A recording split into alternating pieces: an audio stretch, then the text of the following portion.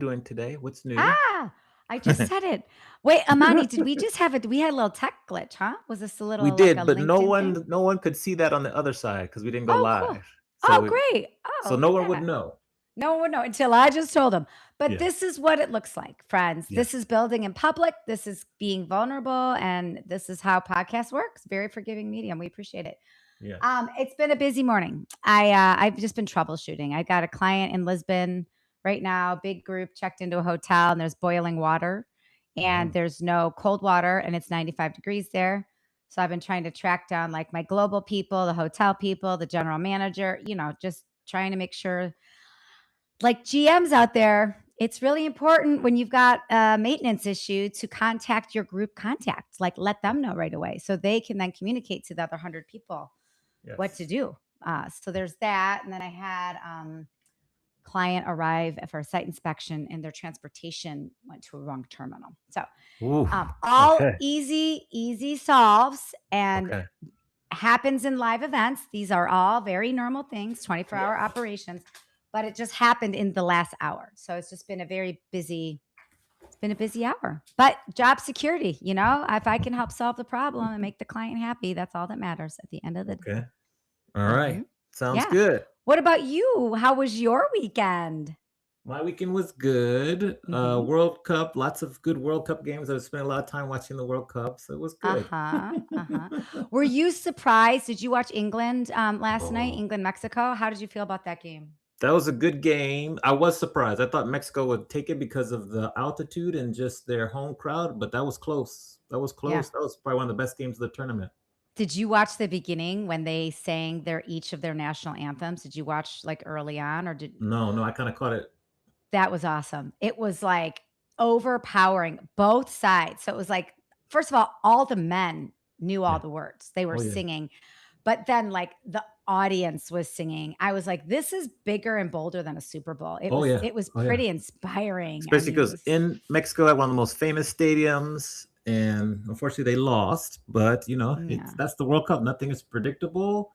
Even my favorite game was Cape Verde against Argentina, and that went to extra time, so, Yes. yeah, I'm into it. So Yeah, tonight, Belgium versus the US, so I know, the rooting for US the US. game. So Of let's course. see what happens. See what happens. My Croatians lost on Friday to Portugal, Good game, which though. I was Very so good game. great. It was a great game, and I believed Croatia was gonna win. They had control of the ball, but they lost. They took They away the lost. goal at the end, so yes, yes. Mhm, mhm. Okay, who do we have joining us today? We have a great guest. I'm so excited to have her on. She is in the Smart Meetings Hall of Fame.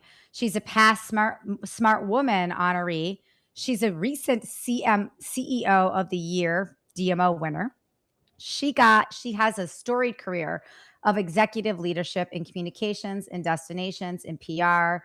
She's worked with awesome destinations such as Irvine, Milwaukee, Huntington Beach, Sonoma, and Santa Ana, Okay. Travel Santa Ana. Her PR leadership knows no boundaries. And she also is one of the FEW Women CEO of DMO in the country. So, like, endless awards. I feel like Yeah. she should have like a bunch of trophies behind her head. Yes. She's Yeah. currently the president and CEO of Travel Santa Ana. Welcome to the show, Wendy Roberts. All right. Round of applause here. There's Wendy on the screen. Well, thank you so much, Mandy. That's quite the introduction. Yeah, We love you the should record introduction. it. Put it on your shoulder for when you have a Yeah. bad day or something. Yes, we love it. We love it. Yeah. My question to you is to first start off, if you would describe yourself in 30 seconds or less with what we could not find on your LinkedIn profile or your resume, who is Wendy? Ooh. Ooh, I am tenacious. I am loyal. I am determined, and I love adventure and to step out of my comfort zone. Okay. All right. We love it. We love it. Mandy, why don't you start us off? Because I have my set of questions, but I think you'll be good at kind of building up till we get there. Yeah. Well, you've really understood the depth of destinations and they're also different, whether they're coastal or they're Midwest or they're boutique or they're city. You've seen it all. So in your opinion, what makes a destination special? Like what are those two or three things that really make something a destination special? I think every destination does have something to offer visitors. And for me personally, what I love to find when I go on a trip is what the locals enjoy. I love local restaurants, special restaurants, somewhere that I can shop and find handmade items that artisans have made, whether it's a small painting or a pot, and then just the people, that vibe that you get from the community. Yeah. Now I'm going to build on this because I was just up in your lovely city in Santa Ana, and I know how special it is. But for people that may not know Santa Ana, what makes Santa Ana special? The people, for sure, and what they offer to those coming to visit. Our population is very diverse, with 78% being Latino and Hispanic. There's a sense of undeniable pride and passion for that city that they call home, and that resonates in everything that they share, whether it's their arts and culture, whether it's their food. We have over 200 murals throughout the city that highlight that history, that heritage, that passion. Yeah, all those murals. The murals and the food hall alone, I was like, I can just spend all day in both of these places. It was so, and I found the merchants, I found the vendors to be so committed to service. Like everybody was like, "Do you have a napkin? Do you have a straw?" I dropped something on the ground. Everyone was running after me to help. I was like, this is really cool. Like it just felt very special, very hospitable. Well, a lot of them are family owned, so I think that, when you go in there, you're treated like family. So it's moms wanting to make sure that you've got a clean face, a full plate. Yeah, exactly. I felt like that. I felt like you need to eat. You need to eat. Like it totally felt like that. Yeah. So you come from the PR world. I'm very fascinated by this. Many people feel that PR is dying with all these tools. So I would love to open up the floor to you and get first your comment on that statement, which I know you would object to, and then I will have some follow-up questions because PR is such an interesting avenue. So the question goes back to, like, AI is what you're referring to, and AI being a demise of public relations. Well, where's AI getting the content that it's regurgitating to the user? There has to be someone curating that content and telling that destination, that attraction, that hotel story. And that's where public relations comes in. Okay. Okay. For people, young professionals who are in college, why is PR and how is PR a good avenue to get into the hostile industry that might not initially be considered when it's usually all about operations and maybe sales? Well, for an example, I started unbeknownst to me. I had no idea what a destination marketing organization was when I stepped into the PR manager role at Visit Milwaukee. I was very fortunate. I was looking for a job, and the director there took a chance on me. Having involved in the industry, I think it's important that someone going into PR and looking to get into destination marketing organization, that they immerse themselves within all departments of that organization. It's very easy for the different departments to work in silos, whether it's sales, whether it's public relations, and not to communicate, but to infiltrate that. Because I left Visit Milwaukee and really didn't immerse and know and fully understand a destination marketing organization until I was at a small DMO in Irvine, and I got to wear very many hats of being responsible, from operations to marketing to being involved in sales, that I truly got a feel for everything that a destination marketing organization does. Interesting. What and how? Well, okay. So how did you find the position at Sonoma? Because you went from Milwaukee in the Midwest, you came out to the West Coast, which is a very big difference. How did you kind of get that opportunity? Because that's a big jump for someone who's like for their second major job in their career. How did that happen? Yeah, it was one of those things. I remember it very vividly. It was a Labor Day weekend, 2005, and I was online. I don't know what I was doing, where I was online. And I came across the job in Sonoma, and I had been there a couple of years prior with the Midwest Travel Writers Association, a FAM trip. And I blindly applied and ended up getting the job. And it was, while it didn't work out the way that I had hoped, both professionally and personally, I had a lot of things going on. It did give me that kick in the butt, so to speak, to take that leap of faith and leave my home where I loved and grew up to taking that chance and moving across the country. And then, then it was from there, it was okay, not next, now what? Mm. All right. I love that. Okay, I have follow-ups, but go ahead, Mandy. Well, what was about that moment? Because I think we all can relate to this, right? Like we're comfortable. We've been, I'm from Ohio. We've been in the same place for a long time. Our support system is there. And then something pops up. Like, was it the wine? Was it the California? Were you feeling like stuck in Milwaukee? Like, were you ready for a leap? Like, what was that moment? What was that thing that made you even consider making such a change? It was a little bit of a combination. I had been at Visit Milwaukee for almost 5 years at that time, and I had gone for a promotion and didn't get it. And they hired somebody without destination marketing experience to Mm. be my leader. And so I was feeling a little bit disappointed and discouraged in not getting that recognition. And then personally, there were some issues going on, challenges going on that I thought maybe this would be a fresh start. And I had been, like I said, to Sonoma a few years prior. So I knew the area and loved what it offered. And so it was kind of one of those things. What do I have got to lose? I love it. And And it's it, so brave. It's a big Yes. leap of faith. Like Hmm. you have to be confident in yourself to make that move. It's really cool. confident and a little bit like kind of like, okay, I'll deal with it when it happens. And what's the worst that can happen? I get the job offer kind of Yeah. attitude.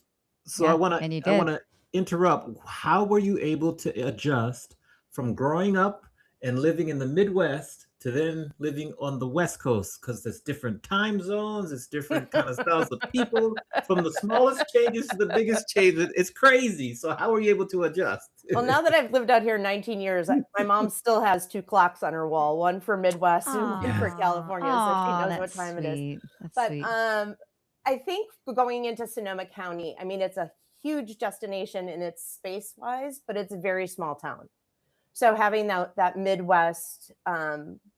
friendly, personable kind of personality and openness to meeting people, I think that definitely helps. Got it. I mean, Yeah. I gone to New York, that might have been a different story. But going somewhere where it's small communities that make up the destination, I think that was helpful.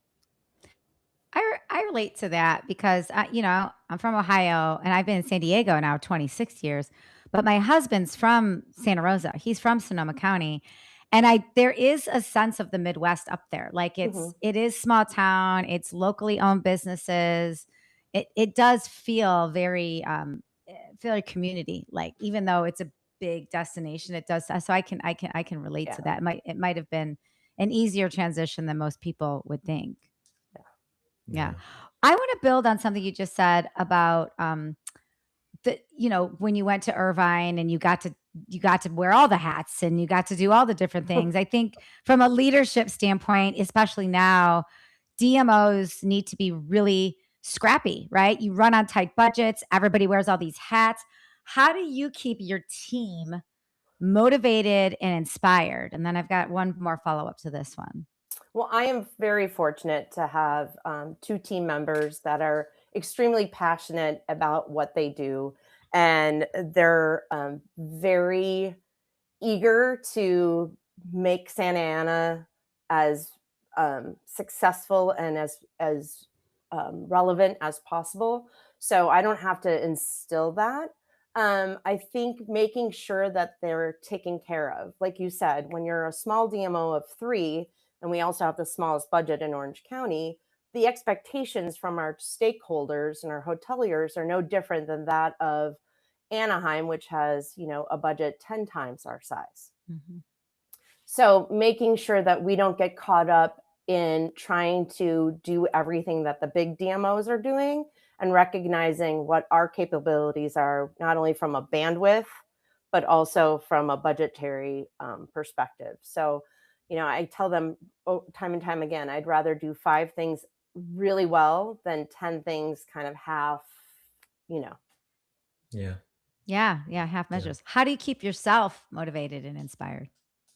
Sometimes that comes in a little bit of waves. I've been in this industry now, what, 27 years? And I love it. I love that every day is different. Like today I get to be on this show. Tomorrow I'll be talking about our budget for the remainder of the calendar year. Woo. Fun. The joy is contagious. So there's some days where you kind of maybe get challenged by a hotelier or a city official, and you're like, oh, is this worth it? And then you think about all that you've been able to do, that this position, that this industry has offered you, and how you've grown, and the impact you've had, and it just kind of comes back. So just reflecting on all that I've been through, reflecting on what I love about this industry, helps me when I'm getting a little, like, disenchanted.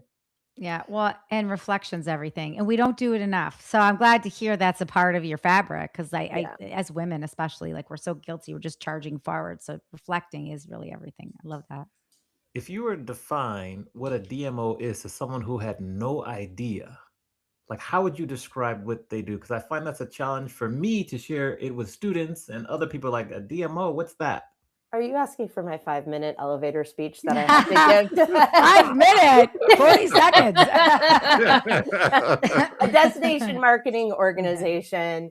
We're tasked. Usually, I give an example of if somebody lives in a big city, or I'll say you travel to a hotel, and when you look at your bill, you always see these taxes on the bottom, and you wonder where they're coming from. A destination marketing organization is tasked with bringing visitors to that destination to ultimately stay overnight, but enjoy the restaurants and the attractions and the events that are taking place in that city, which ultimately drives economic impact to support the residents. Okay. Okay. Love it. Now, how have your membership and volunteerism within various associations helped your career, both personally and professionally? Because I think that's one of the most underrated ways that people can get visibility and grow their career. Um, the connections that I've made, the resources that I've brought to me. One of the things that I absolutely love about this industry is that while we're all ultimately competing, we're there to lend support, best practices, and resources. So I think being a part of Destinations International, One West Tourism Alliance, all of those organizations, associations, provides me with connections to my peers that are smarter than me, have been through more than me, um, and have valuable resources that they're willing to share and to lend, to me.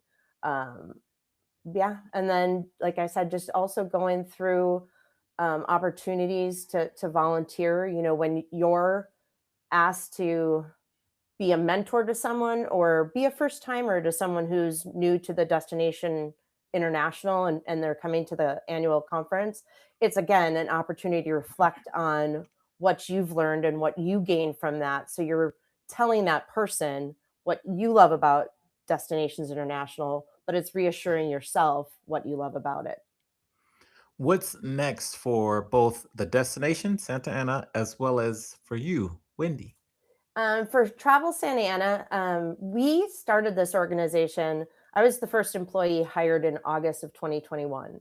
Santa Ana had no tourism promotion, no sales, and my team and I have really built from the ground. I say foundation. I'm talking payroll to marketing programs and sales initiatives and so forth. So I really feel like 2026 and beyond is an opportunity for us to take everything that we've learned in the past 4 years and developed over the past 4 years, and actually apply them and grow the destination and have an impact.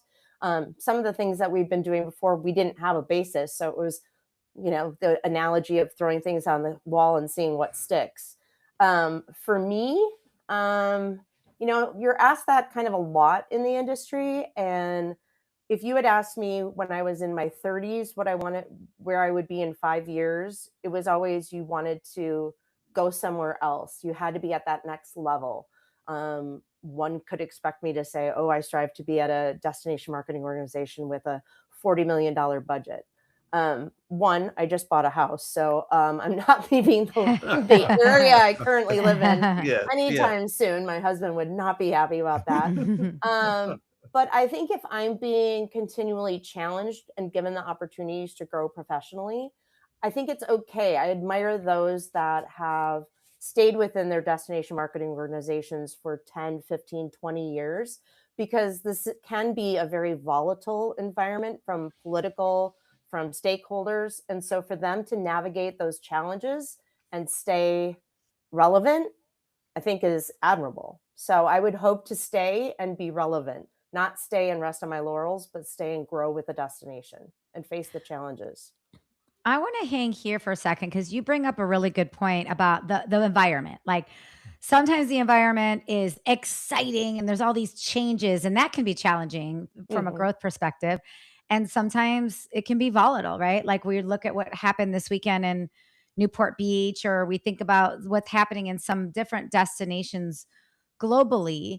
I don't think a lot of people realize like what that does to a destination when the wrong news is out there, the wrong media is out there, and it can impact, like it has an economic impact on an awesome destination. So, in your role, like how have you handled the tides as they've turned when there's something volatile or maybe there isn't the right information out there about the destination? Like is there a crisis management element that you're working with, or is there a resilience lesson in there that we Hmm. all can gain from that kind of thing? Like what do you I just think this is happening unnecessarily to more and more destinations, and I'm just curious what your take is on that.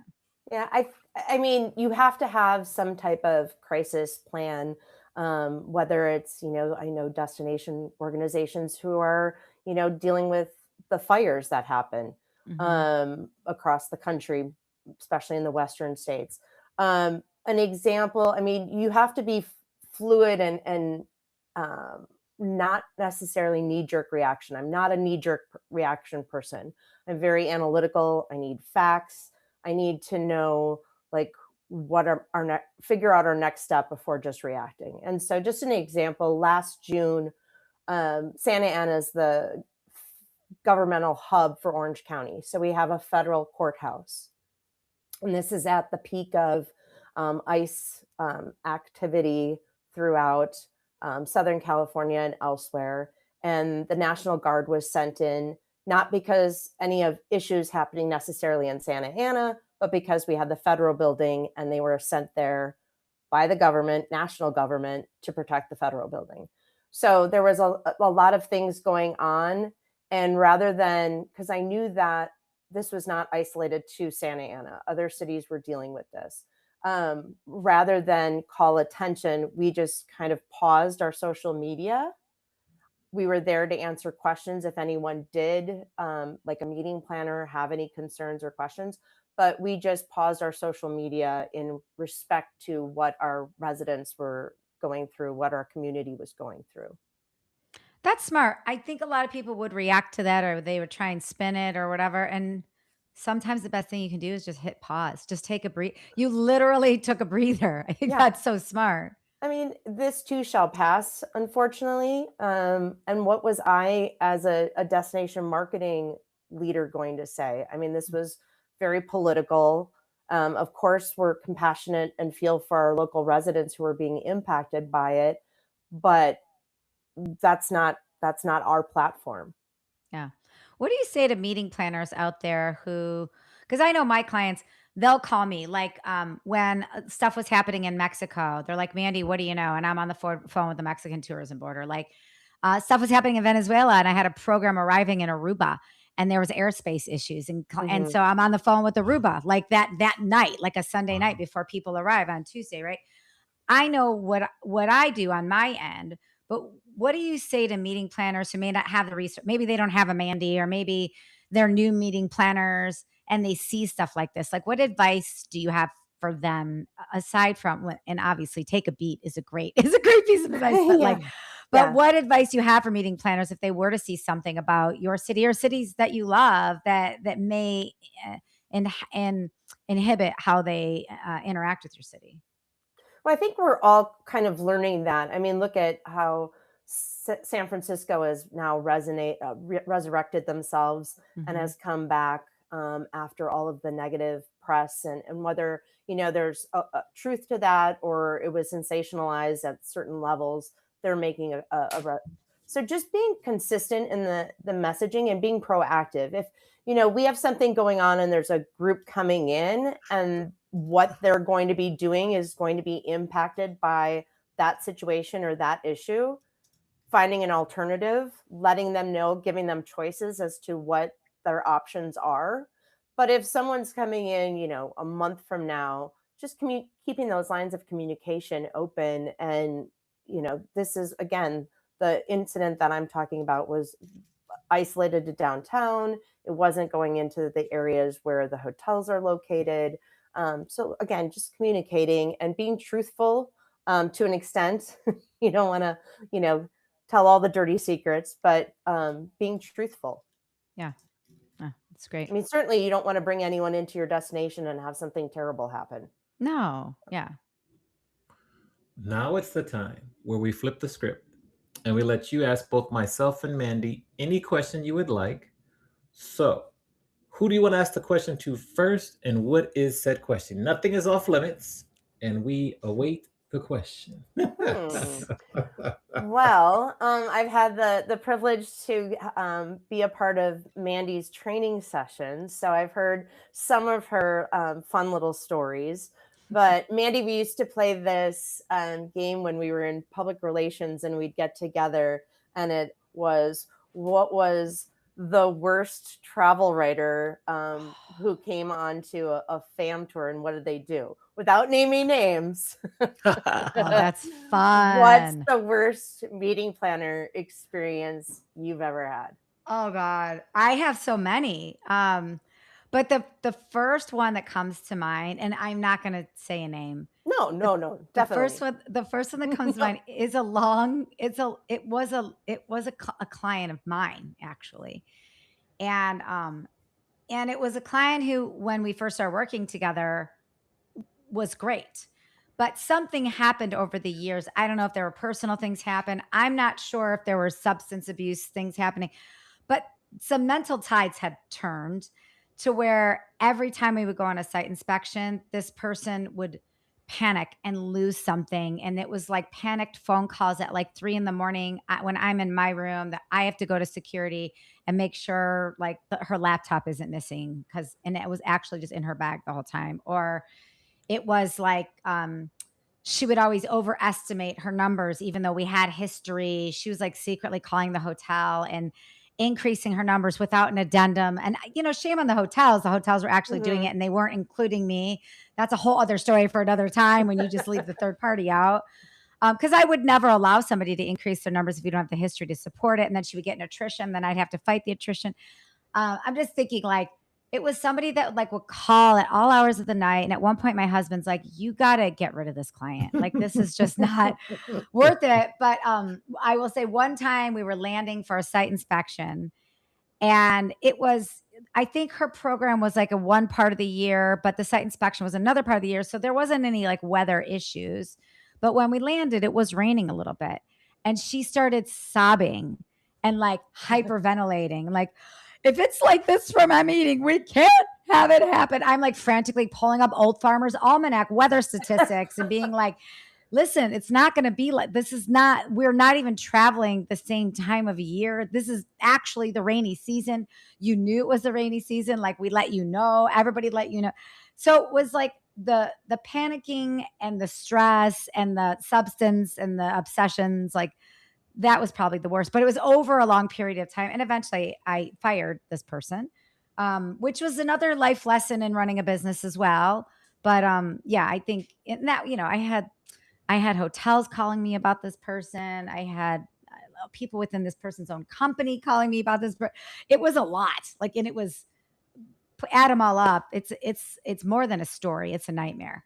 I'll add it up. Yeah, but we all I have those, right? Yeah, yeah. I had a travel writer disappear on me Ooh, because he was drinking. yeah, Oh no, yeah, the old Houdini routine. yeah. Yeah. Yeah, Not good. Yeah. Not and good. you just pray that they don't end up in the local river. Yes, Yeah, because you yes, can't yes, yeah. find yes, them. Yeah. Well, being yes. in San Diego, working at hotels or working at venues before I was on the meeting planner side, I can't tell you how many attendees went missing because they went to Tijuana overnight. They would be fun after the meeting and they go to Tijuana and they did have fun and they were missing not because they were stuck in Tijuana, but because they like overslept or they couldn't get over the border. Like they lost their ID, some sort of shenanigans had happened. So like that's sort of a notorious, like from the old days, it doesn't happen anymore, but from the old days of Yeah. like doing meetings in San Diego. Amani, the question was asked to me about the what qualities of a destination matter. What's your favorite destination and why? Ooh, my favorite destination. Ooh, so I'm a fan of Hawaii because of the water, how well they take care of everyone, Maui specifically, and it's just like dreamy over there. And the food, the cuisine, the opportunities for different kind of entertainment, and the beaches. Hmm. So that's kind of my favorite destination. I'm trying to think of another one to compare to. I love music, so any music cities I love because the way to catch live music that could be local, like in Nashville, like in LA, like in New York. And then I grew up in DC, so of course I'm partial to that area, but that, and then I'll say I love Miami because I lived there before and it's got Mhm. lots of culture and beaches and music. So I gave you a bunch of answers, but those are my favorite. All right. Yes. Now, I want to go back before this is my final question, then I'll let Mandy close it out. But I want to go back. And how do you pronounce it? University of Wisconsin? Is it Oshkosh? How do you say that? Oshkosh, Oshkosh. Okay. like the bib overhauls. Yes, yes, yes. I got it. Oshkosh, Like my Oshkosh. gosh. Okay, Ah, Oshkosh. So we're gonna go to Oshkosh right as you're finishing school. We're gonna meet up at Artie and Ed's. Okay, Okay. we're gonna meet up at Artie and Ed's, and you're gonna meet your younger self. What advice would you give her based on everything you've experienced so far in life, personally and professionally? Um, Trust the journey and trust your gut. Hmm. Like I said earlier in the interview, I'm loyal and I'm loyal to a fault. And sometimes I stuck in situations because I felt this loyalty that I was responsible for. And trust the journey. I think there's been times now, one could say that if I didn't stress or do everything that I had done in that moment because of the stress and the, overwhelming feeling that things weren't going to work out, that things would have actually gone the same trajectory. But I think I truly am a believer of everything happens for a reason and I'm where I'm supposed to be. So, yeah, that's what I would tell my younger self. yeah. Trust your gut and trust your journey. Love it, Mandy. Over to you. Power of the intuition. I love that. What is Seriously, Arnie and Ed's? What is Arnie and Ed's? So that's a famous restaurant that's been in Oshkosh for over 76 years. Wendy, do you have an experience there? no, it must have been a very local restaurant that college kids. I hung out at Rocky Rococo's Pizza, um, local corn dog Hungry's, the local corn dog basket place, Yeah, and bars. yeah, So, yeah. I feel like we had the same college experience. Yeah. I want to know, I have two final questions. You've said this before, and I want to hear it from your mouth is why is it important to be a tourist in your own backyard? why is it so? You get an appreciation of what your city has to offer, what your community has to offer. I mean, so many times, I mean, this has been a long time, as long as I've been in the industry, we've been talking about this. When you have visitors coming in to stay with you or to spend time with you, the first thing you do is you take them to, like, the bigger attractions, Disneyland, Knott's Berry Farm, or elsewhere. And it's like being in your own community and discovering those things, like 4th Street Market or McFadden Public Market, or Art Walk, the second Saturday or first Saturdays of every month with the free galleries. While you might take it for advantage or take it for granted, it's out there. Like, I think we all kind of get into our little habits and we go to our favorite restaurants, or we hang out with friends and we go and explore just like a small radius from our home. It's important to get out there and see what everything is going on. I agree. And I think we learn too, because like you said, you get in your habits, and then all of a sudden you're like, oh, when did that place open up? Or Yeah. when did that street become a street? Or when does this stop sign come into be? I do agree with that, being a tourist in your own backyard. I love that idea that you really push, you evangelize for. It's really cool. Yeah. You've spent a lot of time with us. This is awesome, and we really appreciate it. How can we support you, and how can we lift you up with anything that you have right now?